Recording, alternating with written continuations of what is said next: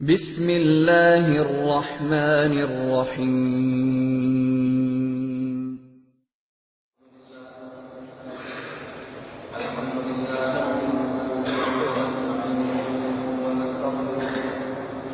ونؤمن به ونتوكل عليه ونعوذ بالله من شرور أنفسنا ومن سيئات أعمالنا من يهده الله فلا مضل له ومن يضلل فلا هادي له ونشهد أن لا إله إلا الله وحده لا شريك له ونشهد أن سيدنا ومولانا محمدا عبده ورسوله أما بعد فأعوذ بالله من الشيطان الرجيم بسم الله الرحمن الرحيم فاعلم أنه لا إله إلا الله وقال الله تبارك وتعالى في مقام آخر محمد رسول الله اللهم صل على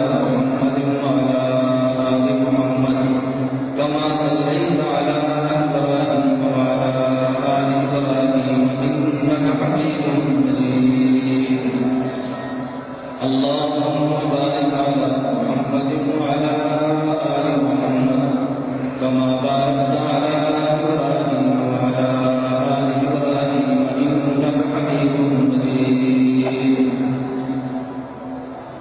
حضور آئے سر آخرین شفاگری دنیا حضور آئے سر آخرین شفاگری دنیا اندھیروں سے نکل کر روشنی میں آگری دنیا حضور آئے سر آخرین شفاگری دنیا اندھیروں سے نکل کر روشنی میں آگری دنیا مجھے چہروں پسند تراشتے چہروں پہ نور آیا مجھے چہروں پسند تراشتے چہروں پہ نور آیا حضور آئے تو انسانوں کو جینے کا شعور آیا میرے نہایت واجب احترام بزرگوں اور دنیا بھر کے اہل اسلام دوستوں اور بھائیوں میں نے آپ حضرات کی خدمت میں قرآن کریم کے دو مقامات سے قرآن کریم کی تلاوت کی اس کی وجہ یہ ہے ہم سب پورے مسلمان ہیں تو اسلام کے لیے ایک ایسا کلمہ پڑھنا پڑتا ہے جس میں دو جز ہیں نمبر 1 لا الہ الا اللہ نمبر 2 محمد رسول اللہ لا الہ الا اللہ بھی قرآن میں ہے محمد رسول اللہ بھی قرآن میں ہے ہم اللہ کی توحید کے قائل ہو جائیں محمد رسول اللہ کا معنی یہ ہے ہم مصطفیٰ کی رسالت کے قائل ہو جائیں اگر کوئی انسان خدا کی توحید کا قائل نہ ہو وہ مسلمان نہیں ہے اور اگر کوئی مصطفیٰ کی رسالت کا قائل نہ ہو وہ بھی مسلمان نہیں ہے جس طرح خدا کی توحید میں کسی کو شامل کرنا شرک توحید کہلاتا ہے مصطفیٰ کی رسالت میں کسی کو شریک کرنا یہ شرک رسالت کہلاتا ہے اللہ کو اپنی خدائی میں کوئی شریک برداشت نہیں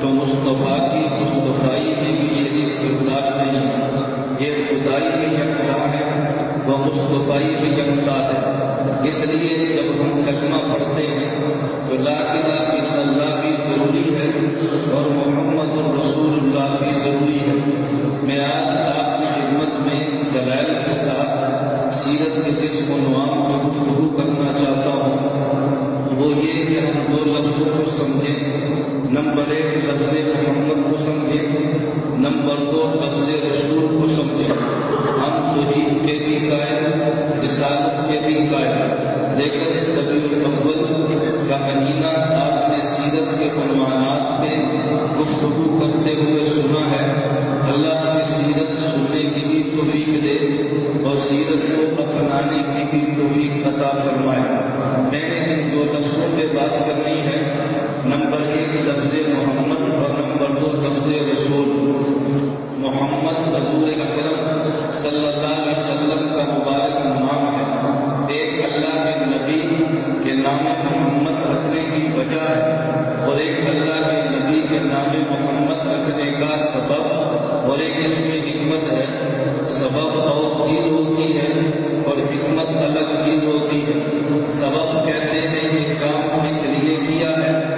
حکمت کا معنی اس کام کے فوائد کیا ہے، اللہ کے نبی کا نام محمد رکھنے کی وجہ کیا ہے، اور نام محمد رکھنے کی حکمت اور فوائد کیا ہے۔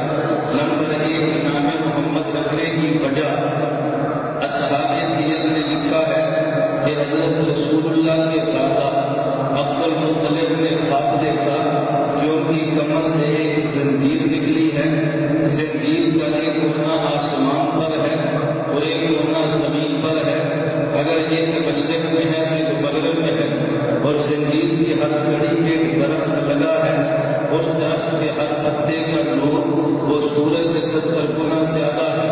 پھر دیکھا کہ بعض لوگ آگے بڑھے ہیں، وہ درخت کو کاٹنے لگے ہیں، اور بعض اور آگے بڑھے، ان نے درخت کو کٹنے سے بچا دیا۔ انہوں نے کہا میں نے خواب دیکھی، میں نے تعبیر اس لیے نکالی ہے کہ میری پشت میں ایسا بیٹا، ایسی اولاد ہوگی جس کے ماننے والے آسمان پر بھی ہوں گے، جس کے ماننے والے زمین پر بھی ہوں گے، اس کے ماننے والے مشرق میں بھی ہوں گے، مغرب میں بھی ہوں گے، شمال میں بھی ہوں گے، جنوب میں بھی ہوں گے۔ اور جب کوئی بندہ کسی کو مانتا ہے، اس کی تعریف بھی کرتا ہے، تو مجھے پتا چلا میری نسل میں ایسا فرد پیدا ہوگا کہ جو فرد دنیا بھر میں زمین و آسمان میں اس کی تعریف کی جائے گی، وہ جس کی تعریف کی جائے اسے عربی زبان میں محمد کہتے ہیں۔ میں اس لیے اپنے اس پودے کا نام محمد طے کر دیا۔ تو رسول اللہ صلی اللہ علیہ وسلم واقعہ آج دنیا میں اپنا بھی تعریف کرتا ہے اور غیر بھی تعریف کرتا ہے۔ یہ تو نام محمد رکھنے کی وجہ اور نام محمد رکھنے کا سبب ہے جو سیرت کی کتابوں میں درج ہے۔ اور نام محمد رکھنے کی حکمت کیا ہے؟ حضور اکرم صلی اللہ علیہ وسلم کی ذات کے بارے میں ہمارا نظریہ یہ ہے، خدا کی ذات کے بعد کائنات میں سب سے بڑا مقام حضرت محمد مصطفیٰ صلی اللہ علیہ وسلم کا ہے۔ دنیا میں جو جتنا بڑا ہوتا ہے، اگر اس کے ماننے والے کم نہ ہوں، اس کے مخالفین بھی کم نہیں ہوتے، اس کی مخالفت کرنے والے بہت ہوتے ہیں۔ اور جب کوئی کسی کی مخالفت کرتا ہے تو دو کام ضرور کرتا ہے، اس کے خلاف زبان کا بھی استعمال کرتا ہے، اس کے خلاف قلم کا بھی استعمال کرتا ہے۔ میرے اللہ کے علم میں تھا میرے اس محمد کے خلاف قلم بھی چلے گا، میرے محمد کے خلاف زبان بھی چلے گی، یہ بات الگ ہے۔ میرے پیغمبر کا دفاع قلم بھی کرے گا، میرے پیغمبر کا دفاع زبان بھی کرے گی، لیکن ہو سکتا ہے دفاع کرنے والا حضور پہ احسان چڑھا دے، میں نے قلم چلا کے تعریف کی ہے، میں نے زبان سے نبی کا دفاع کیا ہے۔ اللہ نے اپنے نبی کا نام محمد کیوں رکھا ہے؟ تاکہ دفاع کرنے والا ایمان سمجھ کے دفاع کرے، لیکن نبی پہ احسان نہ چڑھائے۔ اس کا ذکر یہ بن جائے کہ میرا احسان یہ نہیں ہے میں نے پیغمبر کا دفاع کیا ہے، ان کو تو میرے دفاع کی ضرورت ہی نہیں ہے، میں نے دفاع کیا کرنا ہے؟ وہ اس طرح کے خدا نے نبی کا نام محمد لکھوا دیا۔ اب اگر کوئی انسان حضور کے خلاف اپنی زبان استعمال کرے تو پہلے محمد کہے گا، پھر ان کے خلاف بولے گا۔ اگر کوئی نبی پاک کے خلاف اپنا قلم استعمال کرے تو پہلے محمد لکھے گا، پھر ان کی مخالفت میں قلم چلائے گا۔ تو جب محمد کہہ کے ان کی خلاف شان میں جملہ کہے گا، زبان کہے گا، کچھ حیا کر لیتا، ابھی محمد کہا ہے، ابھی مخالفت میں بولتا بھی ہے۔ جب محمد لکھے گا پھر ان کے خلاف جملہ لکھے تو قلم کہے گا کچھ حیا کر لیتا، ابھی محمد بھی لکھا ہے، پھر مخالفت میں مجھے چلا رہا ہے۔ تو یوں سمجھے کہ جس نے حضور پاک کے خلاف بولنا ہے پہلے محمد کہہ کے منا کرنی ہے، پھر بعد میں خلاف بولنا ہے۔ اگر حضور کے خلاف لکھنا ہے تو پہلے محمد کہہ کے منا کرنی ہے، پھر حضور کے خلاف لکھنا ہے۔ تو گویا خدا نے جس قلم میں نبی کے خلاف چلنا تھا پہلے تعریف کروائی، پھر خلاف چلا ہے۔ اس زبان میں بولنا تھا پہلے مدح کروائی، پھر زبان نبی کے خلاف چلی ہے۔ تو جس قلم نے مخالفت کرنی وہ مدح پہ مجبور ہے، جس زبان نے مخالفت کرنی وہ تعریف پہ مجبور ہے۔ تو خدا نے بتا دیا اگر میرے مصطفیٰ کا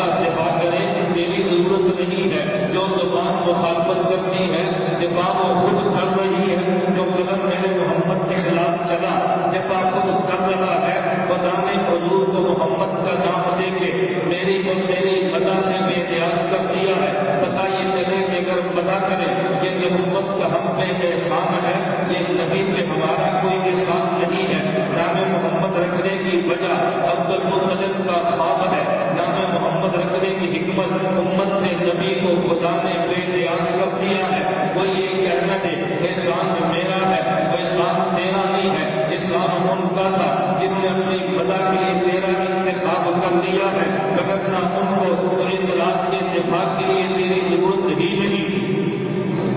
تو نام محمد عطا کر کے اللہ نے نبی کو امت کے دفاع سے بے نیاز کر دیا ہے، اور جو جو کام کسی نے پیغمبر کے ساتھ کیا، یہ پیغمبر کا احسان ہے کہ ان کے ذریعے خدا نے ان سے کام لیا۔ میرے نمبر 1 لفظ محمد کو ذہن میں رکھے۔ عبد المطلب کی خواب بجا بنی ہے، اور خواب آنا یہ کوئی نفس کی بات نہیں ہے، بس خواب کی تعبیر کو سمجھنا یہ کمال ہے۔ میں خواب میں بات کری، ایک اور خواب بیان کرتا چلا جاؤں۔ آپ نے گرد نصر بادشاہ کا نام سنا ہے۔ اس گرد نصر نے ایک مرتبہ خواب بڑا عجیب دیکھا۔ خواب میں دیکھا گرد نصر نے ایک بت ہے کہ جس کا سر آسمان سے لگا ہے، اس بت کا پاؤں زمین سے لگا ہے۔ اس نے بعد میں دیکھا ایک گھوڑا آسمان سے آیا، اس بت کے سر پہ لگا، اور اس نے بت کے ٹکڑے ٹکڑے کر دیے۔ اتنا بڑا بت تھا وہ ضرور میں بکھر گیا۔ اس کو تعجب ہوا اور خواب پوچھنا چاہا کہ خواب کی تعبیر کا پتہ چلے۔ حضرت دانیال اس وقت جیل میں تھے، بخت نصر کے ظلم کا شکار تھے۔ یہ بات ان تک پہنچی تو دانیال علیہ السلام نے سپرنٹینڈنٹ سے کہا اگر مجھے موقع دو میں بخت نصر کی خواب کی تعبیر بتا دوں گا۔ اس نے علماء سے پوچھا، تعبیر کہیں سے ملی نہیں۔ بخت نصر کی بات سپرنٹینڈنٹ نے اور بخت نصر بادشاہ تک دانیال کی بات کو پہنچایا، لیکن سپرنٹینڈنٹ گھبرا کے کہنے لگا کہیں ایسا نہ ہو میں صوفی تجھے دربار میں لے کے جاؤں، خواب کی تعبیر بتائے بنا وہاں پہ مجھے بھی ذلیل کرا دے گا۔ حضرت دانیال فرمانے لگے نہیں، دربار تک پہنچانا تیرا کام ہے، خواب کی تعبیر بتانا میرا کام ہے۔ دانیال دربار پہ پہنچے۔ بخت نصر کے دربار کا ضابطہ یہ تھا کہ جو اس نے دربار میں آئے پہلے وہ سجدہ کرے، پھر اس سے بات کرے۔ نبی سجدہ غیر اللہ کو کر نہیں سکتا، نبی تو غیر اللہ سے سجدے رکوانے کے لیے آیا، وہ سجدہ کیسے کرے گا؟ حضرت دانیال نے سجدہ نہیں کیا، ڈائریکٹ بادشاہ کے دربار میں پہنچے۔ بخت نصر نے پہلے یہ بات کی میرے خواب کی تعبیر کو کیا بتائے گا؟ پہلے یہ بتا تو نے شاہی آداب کو بجا لاتے ہوئے مجھے سجدہ کیوں نہیں کیا؟ حکیم الاسلام قاری محمد طیب رحمۃ اللہ علیہ فرماتے ہیں اللہ نبی کو اتنی عقل دیتا ہے کہ نبی کی برکت سے جو صحابی کو عقل ملتی ہے، اگر صحابی کی عقل کی زکات کو تقسیم کر دیا جائے تو دنیا میں کوئی پاگل نہ بچے۔ اتنی عقل صحابی کی ہے جو نبوت کی برکت سے ملی ہے۔ بتائیں نبی میں کتنی عقل ہوگی؟ دانیال نے عجیب جملہ کہا، اب اگر بادشاہ کے سامنے کہتے ہیں میں سجدہ نہیں کرتا وہ تو سر اڑا کے رکھ دے، اگر سجدہ کرتے ہیں نبی کی شان کے لائق نہیں ہے۔ دانیال نے عقل سے کام لیا اور فرمانے لگے کہ جس خدا نے مجھے تیری خواب بتائی ہے، توجہ رکھنا، اور خواب کی تعبیر بتائی ہے۔ بادشاہ نے کہا خواب، اس نے کہا بجا اس اندر میں چھوٹی سی بات یہ ہے کہ جب بادشاہ نے خواب دیکھا صبح اپنے خواب بھول گیا، اس نے اپنے دربار میں علماء کو بلا کے کہا رات کو میں نے خواب دیکھا ہے، میرا خواب بھی بتاؤ، میرے خواب کی تعبیر بھی بتاؤ۔ علماء نے کہا خواب بتا، تعبیر ہم بتاتے ہیں، تیرے خواب کو ہم کیسے بتائیں؟ اس نے کہا تعبیر بتا سکتے ہو، خواب نہیں بتا سکتے، میرا خواب بتاؤ وگرنہ میں تمہارے سر قلم کر دوں گا۔ اب خواب بتائیں کیسے؟ حضرت دانیال نے اس لیے فرمایا کہ مجھے جس خدا نے تیری خواب بتائی، خواب کی تعبیر کا علم دیا، اس نے مجھے یہ بھی حکم دیا اگر میرے علاوہ کسی کو سجدہ کیا نا تو میں یہ سارے علم کو چھین لوں گا۔ اگر میں تجھے سجدہ کروں میرا خواب بھی علم ختم ہو جائے گا، تعبیر کا علم بھی ختم ہو جائے گا۔ اب بتا سجدہ کرو، اس نے کہا سجدہ نہ کرے، مجھے خواب کی تعبیر بتا دے اور خواب بتا دے۔ اب نبی کی بات تو بجا ہے نا کہ اللہ کے علاوہ جب کسی کو سجدہ کریں گے اللہ کے لیے نبوت تھوڑا ہی رہنے دیں گے، یہ نبی ایسے کر نہیں سکتا، لیکن بات سمجھانے کے لیے بات کی ہے۔ اس نے کہا یہ میری خواب بتائے۔ حضرت دانیال فرمانے لگے تو نے خواب دیکھا ہے ایک بہت بڑا بت ہے، آسمان سے سر لگا ہے، پاؤں سے زمین ہے، اور اس کے کندھے سر کو غرب میں پھیلے ہیں، آسمان سے گولا گرا، اس نے بت کو توڑ دیا ہے۔ اس خواب کی تعبیر یہ ہے کہ جو تو نے بت دیکھا اس کا چہرہ سونے کا تھا، یہ قوم عراق کا تمدن ہے، اس کا جو تو نے سینہ دیکھا یہ چاندی کا تھا، یہ اس وقت کی بات کی ہے۔ فرمانے لگے فلاں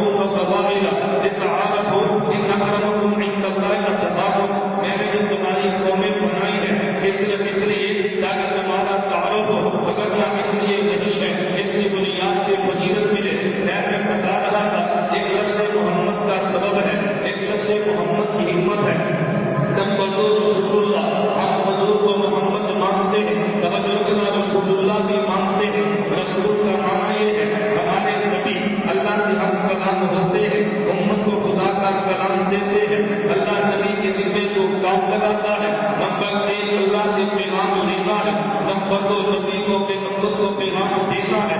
خدا نے اور انبیاء کو پیغام دیا بھی ہے، انبیاء کے ذریعے آگے امت کو پیغام پہنچایا بھی ہے، لیکن ہمارے نبی کا مقام سمجھنا، حضرت موسیٰ کے عیسیٰ علیہ السلام سارے انبیاء نے خدا سے پیغام لیا ہے، آگے امت کو پیغام دیا ہے، ان کو رسول کہنا چاہیے۔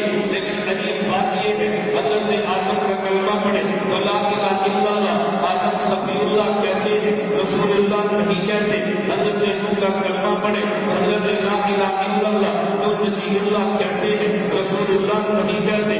اگر کلمہ حضرت ابراہیم کا پڑھے تو لا الہ الا اللہ، ابراہیم خلیل اللہ کہتے ہیں، رسول اللہ نہیں کہتے۔ حضرت موسیٰ کا کلمہ پڑھے تو لا الہ الا اللہ، موسیٰ کلیم اللہ کہتے ہیں، موسیٰ رسول اللہ نہیں کہتے۔ حضرت عیسیٰ کا کلمہ پڑھے تو لا الہ الا اللہ، حضرت عیسیٰ کو روح اللہ کہتے ہیں، رسول اللہ نہیں کہتے۔ کوئی کام تم نے یہ کیا ہے، لیکن کسی نبی کو رسول اللہ کیوں کہتے ہیں؟ اس کی وجہ یہ ہے، نبی کے ذمے 2 کام ہے، نمبر 1 خدا سے پیغام لینا ہے، نمبر 2 مخلوق کا پیغام دینا ہے۔ پہلے انبیاء نے دیا بھی ہے، پہلے انبیاء نے دیا بھی ہے، لیکن ہمارے نبی نے جو خدا سے پیغام لیا سارے مقامات سے گزر گئے ہیں۔ جب پیغام دیا ہے تو سارے مقامات سے گزر گئے ہیں، ان کے مقامات لینے کے بھی خدا نے ختم فرما دیے ہیں، اور پیغام دینے کے بھی خدا نے ختم فرما دیے ہیں۔ حضرت عیسیٰ کو خدا نے پیغام دیا ہے، آگے انہوں نے امت کو دیا ہے،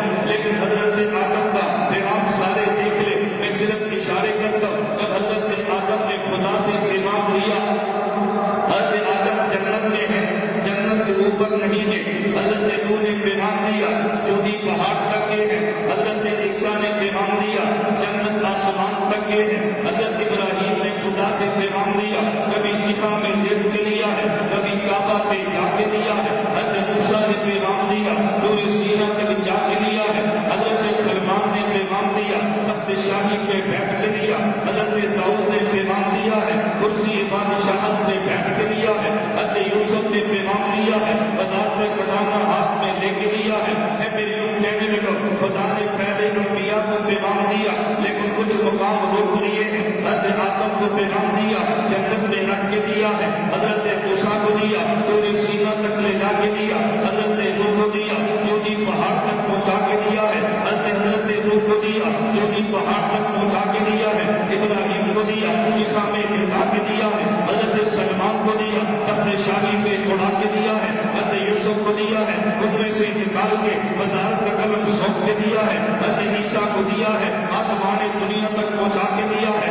ہمارے محمد کی باری آئی ہے تو میں نے اللہ نے کبھی چاہے زمزم پہ سلا کے دیا ہے، کبھی براق پہ اڑا کے دیا ہے، کبھی خدا نے صدیق کی گود پہ سلا کے دیا ہے، صدیق کے کندھے پہ بٹھا کے دیا ہے، ایسا کہ بستر پہ پہنچا کے دیا ہے، خدا نے پورے سینہ دکھا کے دیا ہے، بیت اللہ پہنچا کے دیا ہے، خدا نے مدینے میں امام الانبیاء بنا کے دیا ہے، جب خدا نے دیا ہے کعبہ سے اٹھایا عرش معلیٰ تک پہنچا کے دیا۔ ہمارے پیغمبر کا مقام عجیب ہے کہ پہلے انبیاء کو خدا نے پیغام دیا، لیکن کچھ مقامات روک لیے ہیں۔ میرے محمد کی باری آئی ہے، خدا نے سارے مقامات میں انتہا کر دی ہے۔ آپ کو یہ دلیل کیا ہے؟ ہمارے نبی کو جب خدا نے پیغام دیا کعبہ سے آغاز کیا ہے اور عرش معلیٰ پہ اختتام کیا ہے۔ ہم نے دونوں کو قرآن میں پڑھا، ہمیں پتہ یہ چلا جب کعبہ کو دیکھا قرآن کہتا ہے ان اول بیت وضع للناس للذی ببکۃ مبارکہ، خدا نے اس زمین پہ سب سے پہلے جو مکان بنایا اس کا نام کعبہ ہے۔ اس کا معنی کعبہ مکان اول ہے۔ خدا نے 7 زمینیں بنائی ہیں، خدا نے 7 آسمان بنائے ہیں۔ اللہ الذی خلق 7 سماوات ومن الارض مثلہن، پھر ان 7 آسمانوں پہ خدا نے کرسی بنائی ہے، بس کرسی السماوات والارض، پھر اس کرسی پہ خدا نے سمندر رکھا ہے، مکان عرشہ علی الماء، اس کرسی پہ سمندر ہے، سمندر پہ خدا کا عرش ہے، عرش پر کوئی مخلوق ہی نہیں ہے۔ تو گویا مکانات کی ابتداء کو کعبہ سے ہے، مکانات کی انتہا کو عرش پہ ہے، تو مکان میں کعبہ یہ اول ہے، عرش مکان آخر ہے۔ خدا نے مصطفیٰ کو مکان سے کعبہ سے شروع کرایا ہے، عرش پہ جا کے پہنچانا ہے۔ میرے نبی جب لینے لگے ہیں تو سارے مقامات خدا نے ختم فرما دیے، پھر انبیاء نے پیغام دیا ہے۔ ہمارے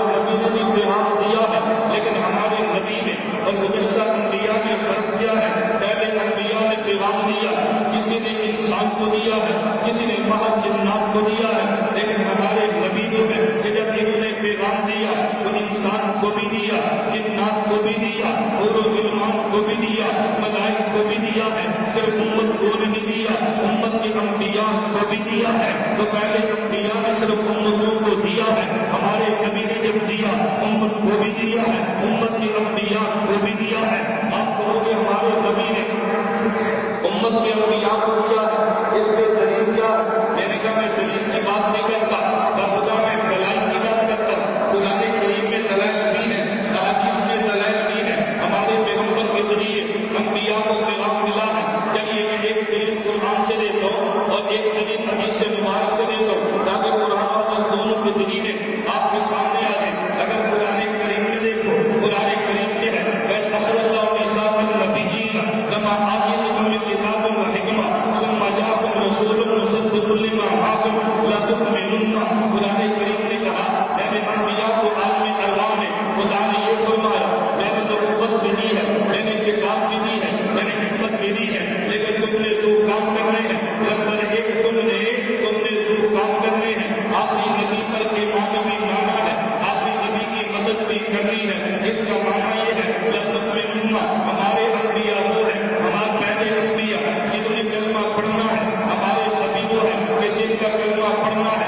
ایک وہ شخص ہے جو کلمہ پڑھتا ہے اور ایک وہ جس کا کلمہ پڑھتا ہے، تو جو کلمہ پڑھے ایمان اس کا بھی ہے اور جس کا کلمہ پڑھے ایمان اس کا بھی ہے، لیکن جو کلمہ پڑھے اس کا ایمان بعد میں ہے اور جس کا کلمہ پڑھے اس کا ایمان پہلے ہے۔ پتہ یہ چلا باقی انبیاء کا ایمان بعد میں ہے، ہمارے نبی کا ایمان پہلے ہے۔ قرآن کہہ رہا ہے تم نے تم پہ ایمان بھی لانا ہے، تم نے مدد بھی کرنی ہے۔ پھر قرآن لفظ عجیب بولا ہے وَأَخَذَ اللَّهُ مِيثَاقَ النَّبِيِّينَ لَمَا آتَيْتُكُم مِّن كِتَابٍ وَحِكْمَةٍ ثُمَّ جَاءَكُمْ رَسُولٌ مُّصَدِّقٌ لِّمَا مَعَكُمْ۔ یہ آخری نبی وہ ہوگا جو اس کتاب کی تصدیق کرے گا۔ یہ نقطہ سمجھنا، اس کتاب کی تصدیق کرے گا جو کتابیں تمہارے پاس ہے، ان صحیح کی تصدیق کرے گا جو تمہارے پاس ہے۔ بھائی تصدیق وہ کرتا ہے کہ جس کے پاس اس کتاب کا علم ہو، اگر علم نہ ہو تصدیق کرے گا کیسے؟ آپ نے کتاب لکھی ہے، شاہی مسجد میں لے کر آتے ہیں، محمد خبیر اداسہ کی خدمت میں پیش کرتے ہیں، اگر اس کتاب میں تو تصدیق کا لفظ لکھ دو۔ بھائی تصدیق تو تب کریں گے جب اس کتاب کا علم ان کے پاس ہے، اگر نہیں تو تصدیق کریں گے کیسے؟ اس کا معنی یہ کہ جس سے تصدیق کرائی جائے اس کے بعد علم ہوتا ہے۔ حضرت موسیٰ کی کتاب کی تصدیق ہمارے نبی نے کرنی ہے، انجیل کی تصدیق ہمارے نبی نے کرنی ہے، زبور کی تصدیق ہمارے نبی نے کرنی ہے۔ تو پتہ یہ چلا ان کے پاس تورات کا علم بھی ہے، نبی تصدیق کریں گے، ان کے پاس انجیل کا علم بھی ہے، نبی تصدیق تو کریں گے، ان کا ایمان بھی پہلے ہے، ان کا علم بھی پہلے ہے۔ میں بتا یہ رہا تھا ہمارے نبی کی وجہ سے پہلے انبیاء کو کیا ملا ہے، اس لیے اس سے مبارک بھی پیش کرتا ہوں۔ آپ نے واقعہ سنا ہے بیت المقدس کے موقع پہ باقی انبیاء مقتدی بنے ہیں، ہمارے نبی امام بنے ہیں۔ ابھی آپ جمعے کی نماز پڑھیں گے توجہ رکھنا، میں اتفاقی بات کرنے لگا، بات سمجھنا۔ امام کے پیچھے کھڑے ہیں، امام نے قیام کیا، مقتدی نے کیا، امام نے رکوع کیا، مقتدی نے کیا، امام نے سجدہ کیا، مقتدی نے کیا، امام تشہد پہ بیٹھا، مقتدی بھی بیٹھا ہے۔ لیکن جب امام کھڑے ہو کے قرآن کی تلاوت کرتا ہے تو مقتدی تلاوت نہیں کرتا۔ سورۃ الفاتحہ کے بارے میں آپ کہہ سکتے ہیں کوئی امام کہے گا امام بھی پڑھتا ہے مقتدی بھی پڑھ لے، لیکن سورۃ الفاتحہ کے علاوہ 113 سورتوں میں اتفاق ہے، امام پڑھے گا مقتدی نہیں پڑھے گا۔ لیکن جب آپ کو قیامت کے دن اللہ جمعے کا ثواب دے گا تو قیام آپ نے کیا، اللہ ثواب دے گے، رکوع آپ نے کیا، اللہ ثواب دے گے، سجدہ آپ نے کیا، اللہ ثواب دے گے۔ آپ نے فاتحہ پڑھی لیکن جنہوں نے اپنی سورت کا مسئلہ وہ تو کوئی نہیں پڑھ رہا، پھر قیامت کو خدا آپ کی سورتوں کا اجر دے گے یا نہیں دے گے؟ آپ کہیں گے نہیں دے گے، لیکن تو آپ نے پڑھی تو نہیں ہے، خدا دے گے کیسے؟ آپ کہیں گے کہ امام ہمارا نمائندہ ہے، یہ اجر پڑھ کے اجر دیں گے، بولیں گے ہمیں دیں گے۔ اگر پتہ یہ چلا کہ شاہی مسجد کا امام پڑھے تو مقتدی اجر ان کے واسطے سے ملتا ہے، ادھر امام الانبیاء بیت المقدس میں کھڑے ہیں تو تیرا امام پڑھ کے خدا سے اجر لے کے تجھے دیتا ہے، انبیاء کا امام خدا سے اجر لے کے تجھے دیتا ہے۔ آگے امام قرآن والا ہے، مقتدی قرآن والا ہے،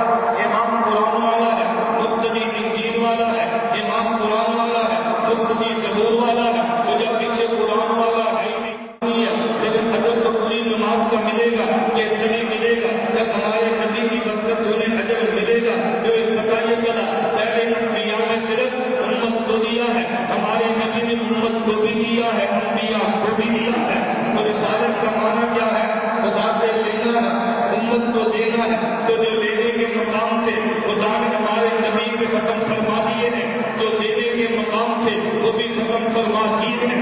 ہم اس لیے کہتے ہیں حضور کے بعد کسی نبی کی کوئی ضرورت نہیں ہے۔ بھائی کوئی نبی کیا کرے گا؟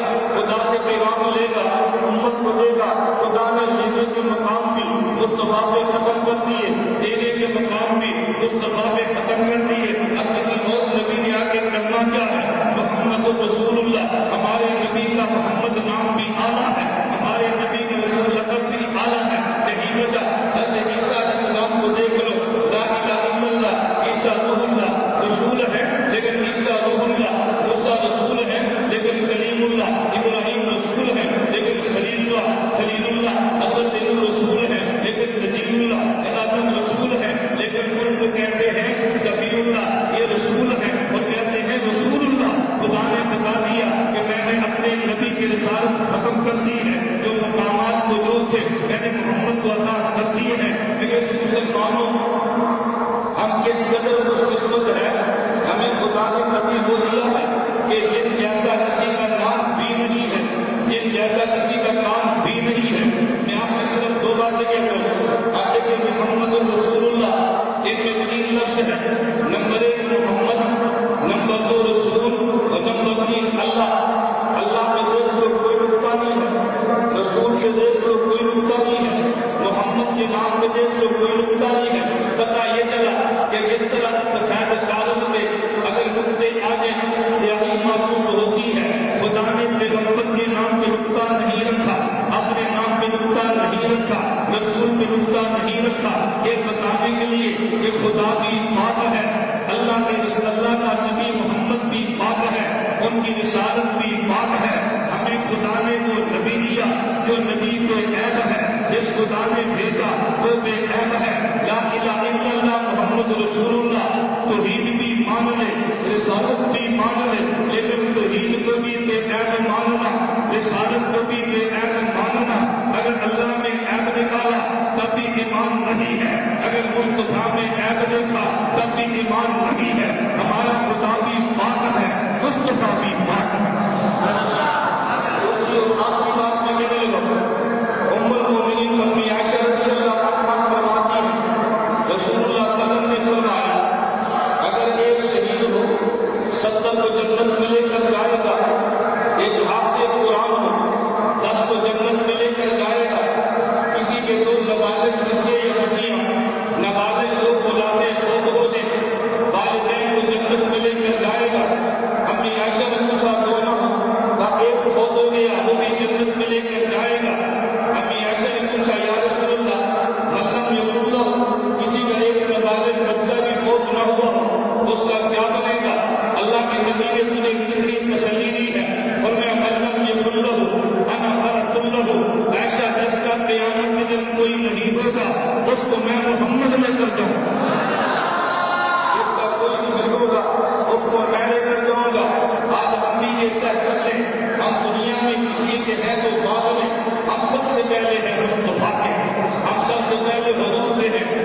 اس لیے کہتے ہیں لوگ سمجھے مجھے محروم وبا تنقید، لوگ سمجھے مجھے محروم وبا تنقید، مگر وہ نسل میں میری نسل کے قابل نہ رہا۔ لوگ کہتے ہیں ہمارا قابل نہیں، حضور فرماتے میرے ہیں خدا کی قسم دنیا بھی تیری ہے آخرت بھی تیری ہے۔ اللہ مجھے اور آپ سب کو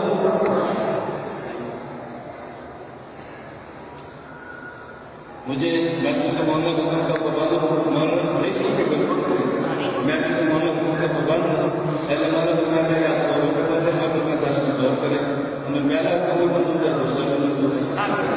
ہم تو مانگنے والے ہیں، لڑنے والے تو نہیں ہیں، ہمیں بدنام کیا لڑنے والے لڑنے والے ہم مانگنے والے ہیں۔ چلے توجہ، میں 2-4 باتیں پیش کرتا ہوں، 2-4 کئی اور کر لیتے ہیں۔ میں سمجھا ہی رہا تھا ہم اپنے نبی کی بات کرتے ہیں، نبی کے نقطے پہ غور کرنا۔ میں نے کہا پہلے انبیاء نے خدا سے لے کے امت کو دیا ہے، ہمارے نبی نے خدا سے لے کے امت کو بھی علم عمل دیا ہے، انبیاء کو بھی دیا ہے۔ ہمارا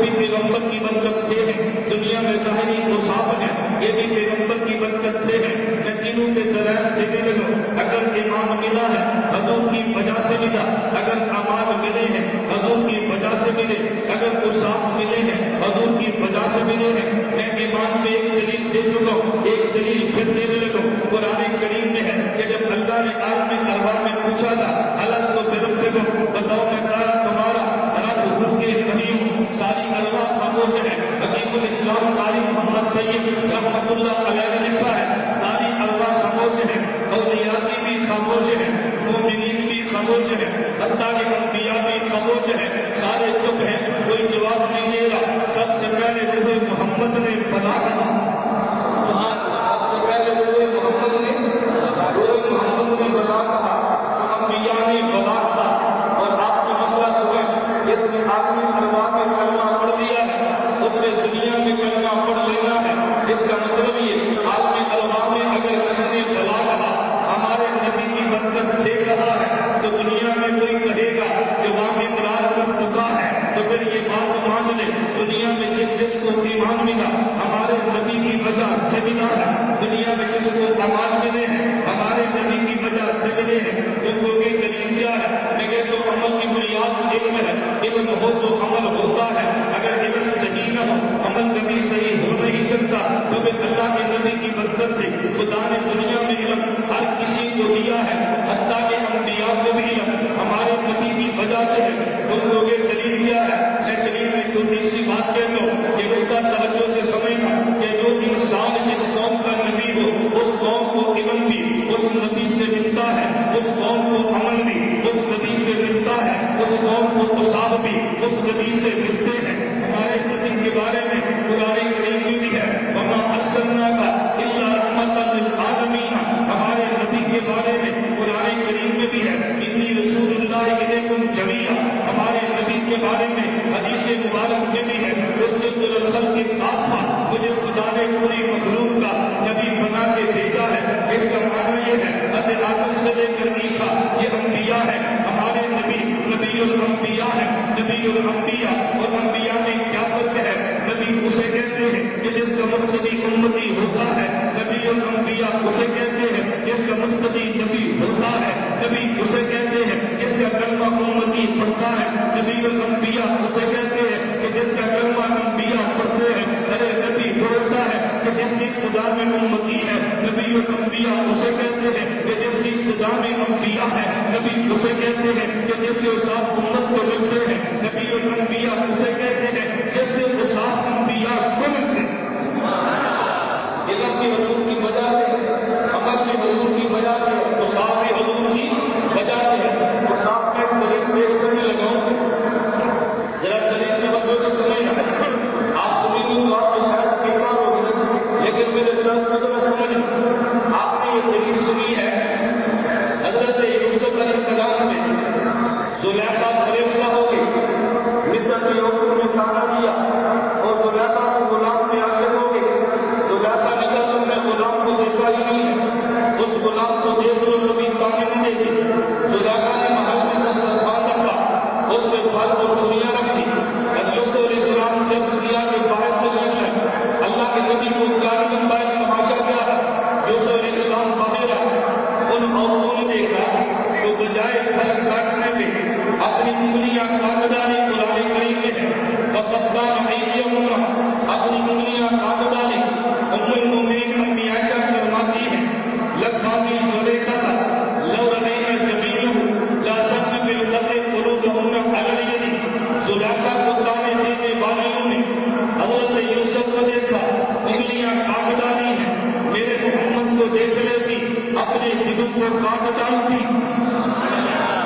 ابھی سبحان اللہ نہیں, ابھی تمہیں دلیل شروع نہیں ہوئی. یہ دو باتیں تو آپ نے سنی نہیں, میں تو وہ کہہ رہی ہوں آپ نے نہیں سنی. توجہ رکھے گا. ام المؤمنین امی عائشہ فرماتی ہیں زلیخا کو تانے دینے والیوں نے حضرت یوسف کو دیکھا تو انگلیاں کاٹی, میرے محمد کو دیکھ کے تو دلوں کو. یہ امی عائشہ نے کیوں فرمایا؟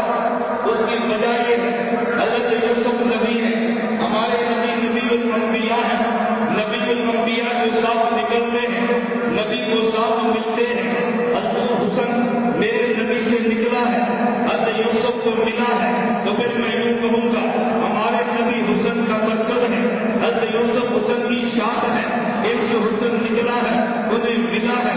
انہیں مجمع کہیں گے, انہیں منبع کہیں گے. میں پانی جمع ہے، چشمے سے پانی نکلا ہے. میرے نبی کی مثال چشمے حسن کی ہے، ان کی مثال تالاب حسن کی ہے، ان کی مثال مسجد حسن کی ہے، ان کی مثال شاہ حسن کی ہے. اپنے جسم پہ غور کرنا.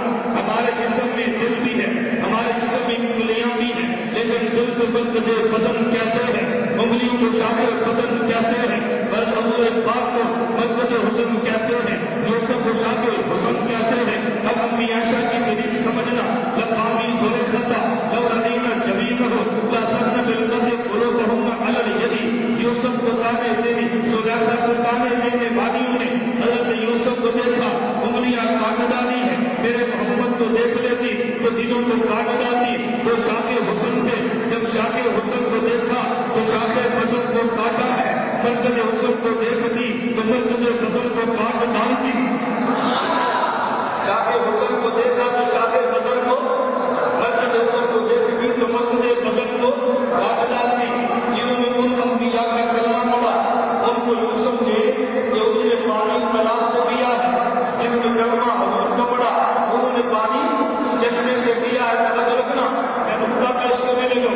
جنہوں نے ان انبیاء کا کلمہ پڑھا انہوں نے پانی تالاب سے پیا ہے. جن نے جس نبی کا کلمہ پڑھا انہوں نے پانی چشمے سے پیا ہے. یہ جو دنیا میں پانی ہے یہ بعد میں ہے. حوض کوثر کا پانی پہلے ہے، وہ پانی تالاب کا بھی ہے، وہ پانی چشمے کا ہے. وہ کوثر میں آئے گا تو جس آدمی نے آخری نبی کا کلمہ پڑھا، یہاں چشمے کا پانی کلمہ پڑا ہے، وہاں وہ کوثر کا پانی خدا اسے پلا دے گا. حوض کوثر کا پانی وہ ہے جو جنت الفردوس سے نکلتا ہے، میدان معاشر میں جمع ہے. وہ خدا نے تیرے لیے رکھا، لیکن شرط یہ ہے لا الہ الا اللہ بھی کہنا ہے، محمد رسول اللہ بھی کہنا ہے. اس لیے کہہ رہا تھا خدا خدائی میں یکتا ہے، محمد مصطفی میں یکتا ہے. ان جیسا یا ان کے بعد خدا نہیں مانا اور اپنے ان جیسا ان کے بعد مصطفیٰ نہیں مانا. اگر خدائی میں کمی آئی ایمان تبدیلی ہے، مصطفیٰ کے معاملے میں کمی آئی ایمان تبدیل نہیں ہے. انہیں الہ کہتے ہیں، انہیں محمد کہتے ہیں. اس کا مطلب کیا ہے؟ پوری کائنات میں جو کلمہ پڑھے وہ تب بھی الہ ہے، کائنات میں ایک بھی کلمہ نہ پڑھے وہ تب بھی الہ ہے. انہیں سارے معاملے وہ تب بھی محمد مصطفیٰ ہے. انہیں کوئی بھی نہ مانے یہ تب بھی محمد مصطفیٰ ہے. ہمارے کلمہ پڑھنے سے ان کی الوہیت میں اضافہ نہیں ہے، ان کا کلمہ پڑھنے سے ان کی شان محمدیت میں اضافہ نہیں ہے. اگر ہم کلمہ چھوڑ دیتے ہیں خدا کی شان الوہیت میں کمی نہیں ہے. ان کا کلمہ چھوڑ دیتے ہیں شان محمدیت میں کمی نہیں ہے. وہ الوہیت بے وقت نہیں ہے، یہ محمدیت بے وقت نہیں ہے. الوہیت بھی بے مثال ہے، محمدیت بھی بے مثال ہے.